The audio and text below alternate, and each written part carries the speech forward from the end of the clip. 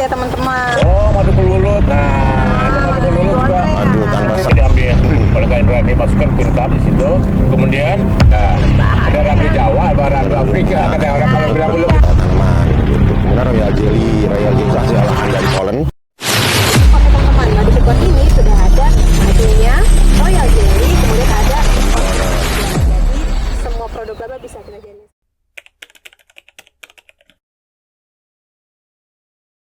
Kita kembali lagi nih bersama dengan narasumber-narasumber terpercaya kita nih. Tadi kan kita udah sempat bahas nih Kak tentang perlebahan, tentang hari lebah, tentang produk-produk lebah juga nih. Kira-kira dari teman-teman offline yang sudah mendengarkan materi-materi yang kita sampaikan ini, kira-kira ada yang mau bertanya nggak sih? Kalau yang ada yang mau bertanya boleh silakan ya Kak. Nah, kita kan sebagai orang awam nih, orang umum yang nggak terlalu tahu sama budidaya lebah. Nah, kira-kira bedanya madu palsu sama madu asli tuh apa ya? Gimana cara bedainnya? Atau dari rasanya, atau dari warnanya? Terus juga kalau mau beli madu yang udah kejamin kualitasnya asli itu di mana? Oke, menarik banget nih pertanyaannya. Kira-kira dari audiens lain ada yang ingin bertanya untuk question keduanya? Oke, izin saya bertanya Kak. Jadi yang seperti kita tahu di Indonesia ini banyak macam ragam madu ya. Ada yang madu klengkeng, ada yang madu rambutan, madu kopi dan lain sebagainya. Yang saya tanyakan adalah apakah itu nanti rasanya klengkeng, rasanya rambutan atau rasanya kopi seperti dengan rasa buahnya Kak. Demikian, terima kasih. Jadi kita sudah punya 2 pertanyaan nih teman-teman. Mungkin bisa 1 pertanyaan terakhir ya teman-teman ya, silahkan. Mau tanya Kak, terkait lebah, saya ingin bertanya, untuk budidaya lebah itu kan memang perlu lokasi yang baik ya. Nah, seperti apa lokasi yang baik itu untuk kalau di lebah dalam hal membudayakannya? Itu aja Kak, terima kasih. Nah, kita udah dapat 3 pertanyaan nih teman-teman. Kita langsung aja jawab ya Bapak ya. Tadi ada pertanyaan pertama nih, pertanyaannya gimana sih caranya membedakan madu asli dan juga madu palsu? Dan juga ada pertanyaan selanjutnya nih Kak, beli madu yang pasti terjamin kualitasnya tuh di mana sih Pak? Coba boleh dibantu jawab ya Pak ya. Terima kasih, Veronica. Jadi banyak orang menanyakan tentang bagaimana membedakan madu palsu dan madu asli. Sebetulnya banyak cara yang awam dikerjakan. Salah satunya nih, tapi ini juga sebetulnya juga tidak betul. Misalnya sekarang ada madu, kemudian kita saring dengan kertas saring. Kalau misalnya tidak tembus, katanya itu madunya asli. Padahal kalau madunya, kalau misalnya kita bikin satu larutan dengan konsentrasi yang tinggi, gulanya itu juga tidak akan tembus kan. Jadi itu tidak bisa. Kemudian yang kedua, dibakar. Nah, katanya madu kalau dibakar itu nyala. Tapi kalau misalnya madu kebetulan kalau kadar airnya agak tinggi itu nggak akan nyala. Nah, jadi salah satunya yang paling penting kita adalah menganalisa ke lab. Tapi ada lagi satu lagi mengatakan bahwa ini agak sedikit benar itu. Kalau kita madu dimasukkan ke dalam air, aduh ya kentalannya itu kan tinggi dia, viskositasnya tinggi madu itu. Kemudian BD-nya pun madu itu lebih tinggi kan, di atas 1,3. Air satu, jadi tenggelam dan dia tidak bisa larut langsung, harus dikocek dulu. Itu agak sedikit diaduk, itu agak sedikit benar. Kemudian yang paling penting adalah kita masukkan ke lab. Ada uji lab yang nanti SNI punya standar. Kalau itu memang udah bisa lab, itu oke, itu baru bisa dikatakan madu itu asli. Tapi sekarang konsumen, dia pengen beli madu. Masa saya harus uji lab dulu, beli sebotol, masa harus uji lab, katanya gitu. Sulit banget ya kan. Uji labnya biaya, misalnya harga madu hanya 100.000, uji labnya 1,5 juta. Susah kan? Nah ini kita sarankan kalau bisa beli madu itu langsung ke peternak lebah. Yang langsung kita, atau bisa sekalian pas lagi panen, lebih bagus lagi. Tapi kan panen tidak tiap hari, sulit, harus ke daerah. Salah satunya, mana jauhnya, ongkosnya juga mahal. Satu-satunya kita datang aja ke Cibubur. Kita lihat madu pramuka. Nah, madu pramuka kan sudah lihat ada SNI-nya, ada MD-nya, yang semuanya ada NKV-nya. Nah, dan sudah lab juga ya Pak ya. lolos lab segala macam Halal. bisa lihat. Nah, itu nanti bisa diterangkan lagi persyaratannya itu oleh Kak Indra. Jadi kita datang ke peternak lebah atau menjual madu yang sudah memenuhi syarat SNI, ada NKV-nya dan ada MD. Nah, itu yang sudah diadministrasi oleh Badan POM. Jadi kira-kira begitu. Jadi gitu ya teman-teman. Jadi gimana caranya kita membedakan madu asli dan madu palsu, kan banyak mitos dan fakta yang berkembang di lingkungan nih. Ada lagi satu mitos. Katanya kalau kita bawa madu palsu ke rumah, piring, gelas, sendok berterbangan. Saya itu nggak tahu itu. Oh, itu ya, Pak, ya? Nggak tahu saya juga itu nggak tahu apa itu. Mungkin itu ya. Veronica lebih tahu itu. Madu Oh, asli. asli madu ya, Oh, iya. bukan madu palsu ya.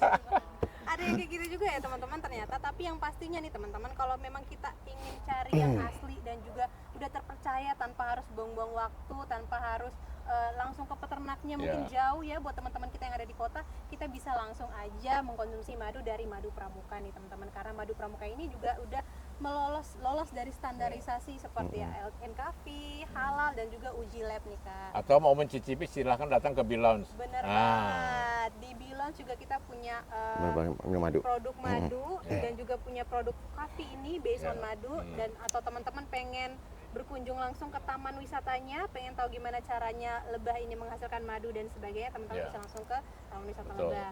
Kemudian kita ada pertanyaan kedua nih teman-teman. Pertanyaan keduanya ini, apa sih yang membedakan varian madu dan juga nektarnya ini sebenarnya apa sih yang membedakannya? Mungkin Pak Indra bisa bantu jawab. Jadi yang membedakan kenapa madu bermacam-macam ya. Mungkin bisa dijelaskan bahwa madu itu berbagai macam varian. Jadi penyebabnya adalah karena nektar yang dihisap oleh lebah itu berasal dari berbagai macam bunga yang saat itu spesifik ya. Jadi misalnya bunga kelengkeng seperti tadi yang ditanyakan sedang berbunga raya, nah lebahnya kita angon ke sana, kita gembalakan. Jadi si lebahnya menghisap nektar bunga kelengkeng. Akhirnya nanti jadilah madu bunga kelengkeng, begitu pula rambutan dan sebagainya. Seperti itu. Jadi spesifikasi dari nektar bunganya. Begitu, Hamide. Ada lagi madu satu lagi ya, mix flower. Oh iya, madu- multi flora ya, ya. karena Betul. lebahnya mendatangi beberapa bunga yang Iya, kebetulan benar sedang banget. berbunga. Oke, ya. oke, oke. Berarti memang sumber nektarnya ini bisa dipengaruhi oleh bunganya gitu kan. Mm-mm. Jadi teman-teman kalau misalnya lihat ada madu kapuk, madu kelengkeng, itu bukan karena rasanya kelengkeng atau rasanya kapuk ya teman-teman, tapi itu lebih ke karena sumber nektarnya nih. Betul. Kita lanjut ke pertanyaan Atau saya ketiga. tambah satu boleh nggak? Boleh nggak? Ada madu namanya extra flora. Oh Ah, iya, Ah, betul. bener Madu banget. extra flora itu biasanya diambil oleh si lebah dari Selain bunga ya. Selain bunga, itu biasanya ada dari ketiak daun, misalnya Acacia mangium. Ketiak daun itu menghasilkan suatu cairan. Nah, cairan itu diambil oleh lebah. Nah, Berarti nggak selalu dari bunga ya? Tidak selalu dari bunga. Ketiak daun pun bisa. Ketiak daun pun gitu. bisa, ya Oke. itu. Extra flora namanya. Extra ya. flora. Jadi ada dari bunga dan juga dari extra flora. Kemudian ada pertanyaan selanjutnya nih Kak. Pertanyaan ketiga itu, gimana sih caranya kita mencari tahu lokasi penempatan yang baik nih untuk budidaya lebah? Mungkin Bunda Mei bisa bantu kita. Ya, terima kasih pertanyaannya. Jadi kalau kita tanya tempat yang ideal buat berbudidaya lebah, pastinya ada persyaratan tersendiri ya. Misalnya dia udah banyak tanamannya, terus bebas polusi, tidak bising ya. Tapi kalau kita mengikuti hal tersebut, poin yang paling saya selalu sampaikan ke customer yaitu bahwa kita mikirin kayak gitu terus kapan mau dicobanya. Iya. Sementara di Taman Wisata Lebah ini tempatnya bising itu sebelah jalan tol gitu ya, juga nggak terlalu banyak bunganya tadinya gitu ya. Jadi sebenarnya hal yang paling penting menciptakan vegetasinya. Jadi sebelum kita berbudidaya lebah itu kita berusaha untuk membuat vegetasi bunga-bunga yang memang bunganya tidak terlalu susah untuk didapat, seperti bunga matahari, polget, kosmos ya. Terus banyak sekali bunga-bungaan yang kalau ingin dipelajari bisa datang ke Taman Wisata Lebah ya. Di situ kita punya yang namanya Taman Pakan Lebah, di mana itu kombinasi antara beberapa jenis tanaman bunga yang memang disukai oleh lebah. Termasuk bunga Batavia, Bu ya. Ya, Iya, ya, betul. kita punya Air mata bunga pengantin, Batavia, air ya. mata Air pengantin mata punya, pengantin. terus Santosema. Santos Santostema, punya, semua insya Allah saya mencoba untuk terus berusaha memperbanyak Iya. bunga-bunga Tanaman yang pakan, disukai. ya. Dan juga bukan hanya itu, karena setiap bunga punya karakter kan Kak ya. Ada karakter yang diminati oleh si lebah, bukan diminati saya, tapi misalnya di bunga-bunga matahari dia lebih banyak ngambil polennya. Ya. Tapi di bunga yang lain dia bisa ambil nektarnya. Di bunga yang lain dia bisa ambil resinnya, karena yang dibutuhkan kan 3 jenis itu Betul, Pak. betul.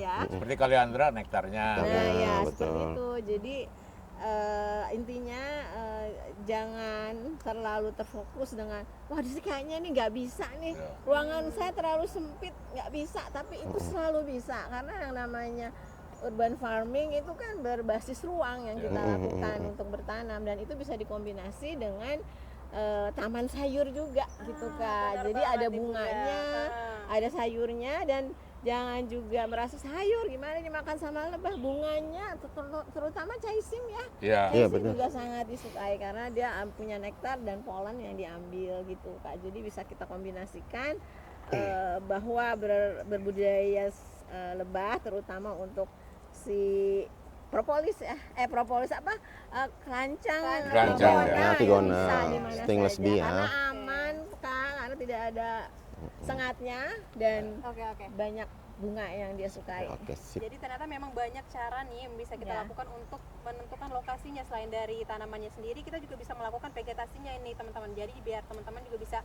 lebih banyak paham tentang lokasi untuk penanaman pakan Koloni lebah itu lebahnya. sendiri. Ternak lebah. Ternak lebah Oke, budidaya. terima kasih banyak teman-teman, kakak-kakak semua, para Sama-sama, narasumber kita kami, yang Dek. sudah Selamat, memberikan ya, informasi terima kasih perlebahan banyak, buat Veronica. teman-teman yang di rumah Salam dan di lebah. offline. Nah, terima kasih juga sudah menjadi narasumber untuk Hari Lebah Sedunia Sedunia. ini. Jangan lupa teman-teman untuk selalu jaga kesehatan ya, dan juga untuk memastikan lingkungan kita tetap selalu sehat, lestari gitu. Dan jangan lupa Dan minum jangan lupa madu. Minum Minum madu madu juga ya menjaga teman-teman. Untuk menjaga kesehatan. kesehatan. Lestarikan lebah, hijaukan bumi. Salam Pramuka. Salam. Salam lebah. Salam lebah. Sedunia 2020